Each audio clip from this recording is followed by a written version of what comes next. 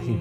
خب امروز میخوایم سیمای دیگری از سیمای یاران رسول خدا صلی الله علیه و سلم رو بخونیم. سیمای شخصیتی که همه اسم ایشون رو در سریال ها و فیلم ها تا در زمان جاهلیت به بدی به کثرت شنیدید، اما وقتی که رحمت های الهی شامل حال میشه، بدی ها و زشتی ها همه پاک میشه و انسان وارد دین جدید، دنیای جدیدی میشه، تولد دیگری. یک انسانی که تا زمانی که ایمان نیاورده غرق شرک و جهالت و ظلم و ستم و جنایت هست، به مجردی که ایمان میاره با صمیم قلب، با روی باز توبه میکنه، خدا گناهانش رو میبخشه و تبدیل به شخصیت دیگه میشه. بانوی بزرگواری که امروز میخوایم زندگی ایشون رو بخونیم، از صحابیات رسول خدا صلی الله علیه و سلم، شخصیتی که گفتم که شاید اسمش براتون بیشتر در دوران بدیش نقل شده تا در دوران ایمانش. ایشون هند بنت عتبه هست رضی الله عنها. هند بنت عتبه، همسر ابو سفیان، مادر امیر معاویه.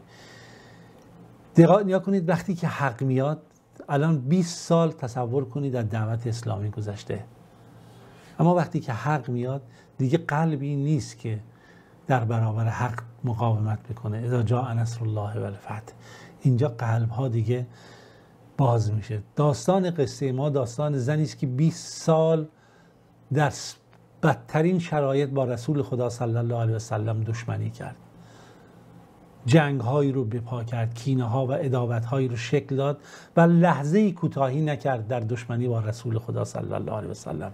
طلا، جواهرات و ثروت خودش رو در راههای مبارزه با اسلام، سختی و رنج صحابه و رسول خدا صلی الله علیه و سلم خرج میکرد. 20 سال شبانه روز ثروتش، وقتش، روحیش، زندگیش، خانوادش، همه رو گذاشت در مقابله با رسول خدا صلی الله علیه و سلم، در مقابله با اسلام و نابود کردن اسلام. گرانبهاترین چیزهای زندگیشو میداد تا بتونه مانع راه خدا بشه، تا شاید بتونه کاری بکنه که دیگه جلوی اسلام رو بگیره. به مرحله رسید که پیامبر خدا صلی الله علیه و سلم دیگه خون اینها رو همه رو مباح کرده بود. بس این زن تند رفته بود و سخت گرفته بود. بله، این زن جزو کسانی است که میبینید اسلام میاد این رو هم هدایت میکنه، اسلام میاد این رو هم نجات میده و تمام اون شرکش، بدیهاش، جنایاتش، تمام اون کارهایی کرده همه به فراموشی سپرده میشه. اون بت و اون بتکده و اون قبر و قبر پرستی و اون زیارت هاشون همه به فنا میره و امروز حقیقت نور میاد. بله، ایشون کیه؟ هند بنت عتبه ابن ربیعه ابن عبد الشمس، یکی از زنان سرشناس عرب هست که مشهور و شناخته شده است، چه در قبل از اسلام چه بعد از اسلام. بله، در بعد از اسلام هم خب ایشون مادر خلیفه امیرالمؤمنین میشه، به قول معروف امیر معاویه هست، یعنی بعد از خلافت راشده که دوران اموی هست مادر امیر معاویه حساب میشه که معاویه خب پسر ابو سفیان هست که رضی الله عنهما. نگاه کنید، هند اولین شوهری که داره شخصی به نام فاکهه ابن مغیره هست، مخزومی. فاکهه ابن مغیره مخزومی، این هم یکی از جوانان قریش بوده، اما هند احساس میکنه که اخلاق و رفتار خوبی نداره، یعنی آدم سست رأی، آدم قوی، چون خود زنش خیلی زن قوی بوده، زن با درایت و با قدرت و با مدیریتی بوده. اینی که اون چه که در اخبار جاهلیه نقل میشه، ایشون از اون همسرش جدا میشه، که بوده فاکه ابن المغیره، از اون جدا میشه و اما بعد از اون با کی ازدواج میکنه؟ با ابو سفیان پدر معاویه، که حالا در مورد ابو سفیان هم که ما قبلا گفتیم دوباره هم حالا انشالله خواهیم گفت. 2 فرزند براش به دنیا میاره، یکی معاویه و یکی عتبه. هند یکی از زنهای خاص در قریش که رأیش و نظرش و دوراندیشیش و فکرش و همت و توان و ارادش و حسن بیان و سخنوریش و شعرش خیلی مشهور بود، یعنی بسیار صریح بود، جری بود، دارای الفاظ و کلمات بسیار قوی، چه در نثر چه در نظم بود، تا جایی که نقل کردن که هند از بهترین زنان قریش بود و زیباترین زنان قریش و از عاقلترین اونها به حساب میاد.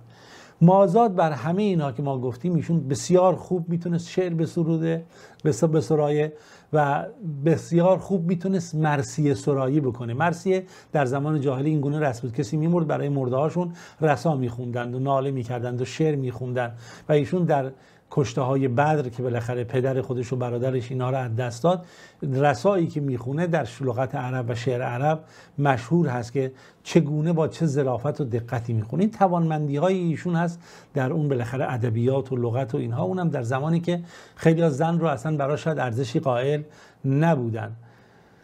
مازاد بر همینها که ما ذکر کردیم ایشون مروت و جوانمردی هم داره. یکی از موارد خاصی که در مورد مروت و جوانمردی ایشون نقل شده در مورد هجرت دختر پیامبر خدا صلی الله علیه و آله، زینب. وقتی که زینب میخواد دختر پیامبر خدا صلی الله علیه و آله هجرت بکنه، خب بالاخره شرایط قومی خویشیش هست، شرایط اجتماعی قریش هست و میخواستن جلوی این کار رو بگیرن. این علیرغمی که سخت‌ترین دشمن رسول خدا صلی الله علیه و آله هست، رفت پیش زینب گفت نگاه کن شنیدم میخوای هجرت کنی. خب اون پنهان کرده بود دیگه، این دشمنان سرسخت پیامبر بودن. گفت نگاه کن من و تو با هم فامیلیم، من از تو حمایت میکنم، با این که من دشمن تو و پیامبر و همین هستم، اما چون فامیلیم حمایتت میکنم. داری هجرت میکنی، مالی، کمکی، چیزی نیاز داری، من کنارت هستم و تو رو به قول معروف حمایت میکنم. خیلی جالبه میگه که فقالت له الهند، هند اونجا به لغت عربی که نقل لا تکذبینی، دروغ نگو که داری میری، فانما بین الرجال یتعداهم الی النساء، هستن بین کسایی که به مردانی که بخوان جلوی تو رو بگیرن. فان احوجی که معونت من مال و عمل، خیلی خوب باسواد بوده، اگه تو ثروتی نیاز داری، پولی نیاز داری، کمکی نیاز داری، فانی اولا باسعادک ابنت عمک، من سزاوارتر از هر کسی هستم که به عنوان دختر عموی تو حساب میشم و من میخوام که تو رو کمک بکنم. و خب ایشون کمک میکنه به دختر پیامبر خدا صلی الله علیه و آله در هجرت، در حالی که سخت‌ترین دشمنان رسول خدا صلی الله علیه و سلم هست، در حالی که میبینیم که ایشون پیامبر رو حجو میکرده، شعر میگفته، دیگران رو تحریک میکرده و مسائل خیلی فراوانی که هر کدوم در جای خودش هست. اما میخوایم تصویر هند رو داشته باشیم زمانی که نزدیکترین افرادش رو از دست میده. خب مشرکان از مکه خارج شدن، در رأس اون بزرگان قریش بودن و برگزیدگان قریش که هم خب ثروتشون بود، داراییش بودن، میریم مسلمان‌ها رو میکشیم، تموم میشیم میایم.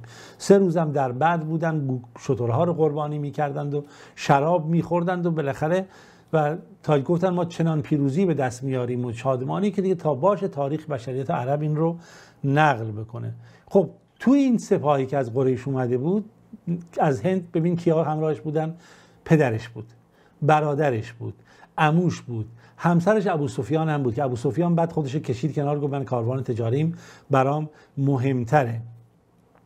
اما در صف مقابل هم ما داریم، در جالبه که در صف مقابل سپاه مسلمانان خب برادر دیگری داره به نام ابو حذیفه ابن عتبه، یعنی عتبه که خب چیز هست پدرش هست، ابو حذیفه باز برادرش جز مؤمنینی هست که در سپاه اونور کنار پیامبر خدا صلی الله علیه و آله هست و جنگاوری ایشون و مبارزات ایشون خب بر مسلمانان هست که اصلا در تاریخ ثبت شده که اصلا رو بر روی نزدیکترین افرادش قرار میگیره برای دفاع از اسلام. این حقیقت دین ها، این حقیقت دینی که ببینید چگونه انسان‌ها تفاوت پیدا میکنن. مثلا اصلا مردم سر مال دنیا با هم اختلاف میشن، بین برادرها، بین همسران، بین فرزندان.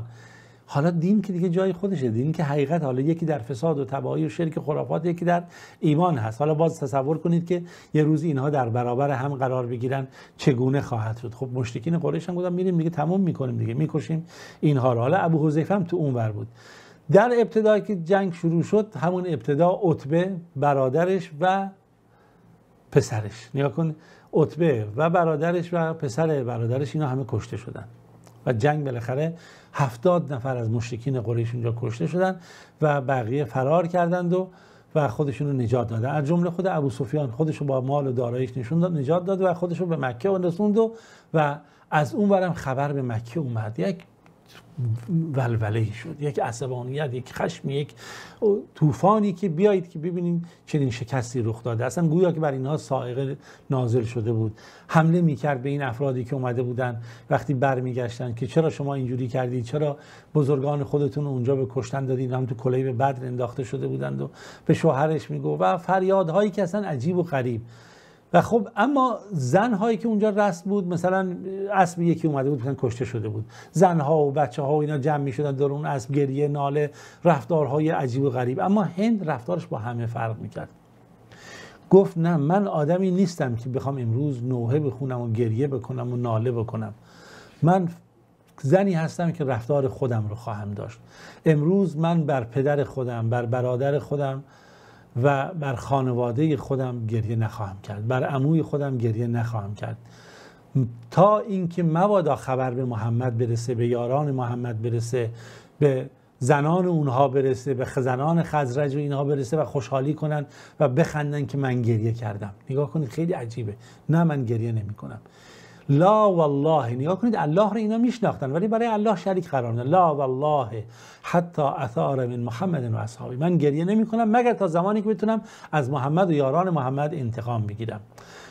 و دهن علیه حرامون، دهن اینجا روغن بود که زنها به موهاشون میزدن چون موها بلند بود. گفت از این لحظه به بعد من دیگه موهامو روغن نمیزنم که دیگه آشفته بمونه مثل آدمهای پریشان، تا اینکه با محمد دوباره ما بجنگیم. قسم به خدا این غم و اندوه از قلب من بیرون نمیره مگر اینکه من در برابر این کشتگانی که دادیم ما از اونها کسانی رو بکشیم. و هند دیگه سرش رو چرب نکرد، به عبارتی در اون حالت آشفته خودش رو نگه داشت. به همسر خودش ابو سفیان دیگه نزدیک نشد، گفت تا انتقام گرفته نشه، و مردم رو آماده میکرد و تحریک میکرد برای جنگ احد، تا اینکه بتونن انتقام کشته های خودشون رو در جنگ بدر بگیرند. و اشعاری هم در این مورد نقل شده. خب تا همینجا داستان رو داشته باشیم، ادامه داستان رو میذاریم در جلسه بعد که با هم انشالله بخونیم. خدا یار و نگهدارتون باشه.